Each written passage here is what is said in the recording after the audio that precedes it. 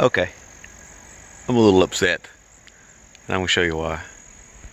So I've got this Murray riding mower, and it has a 2-year warranty. But one day it just stopped firing up.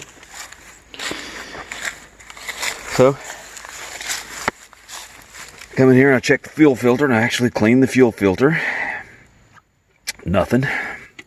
Fuel filter is good. Then I checked the carburetor.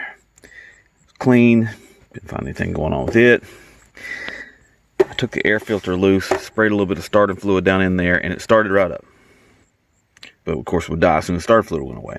So I narrowed it down to this little piece right here on the bottom of the carburetor. What this is, on newer model lawnmowers, it's supposed to stop backfiring. Once you turn the key off, it cuts the fuel off to the carburetor and stops the backfiring. Well, the little actuator in it had stopped working, and it wasn't stopping. Oh, it wasn't allowing the gas to flow anymore. So this clearly should be covered under my warranty.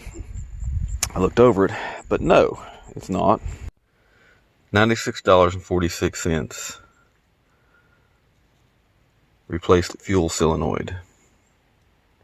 Of course, my warranty says during the warranty period specified below, repair, replace free of charge any part that is defective, material, workmanship, or both.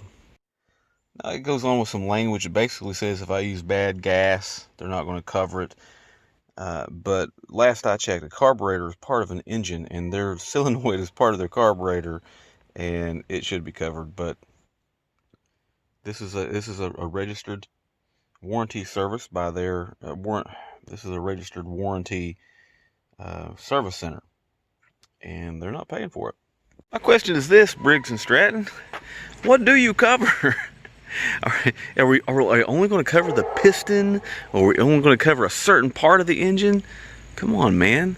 You know, I bought this thinking I had a 2-year warranty that covered this lawnmower, and now you're not going to pay for a basic part?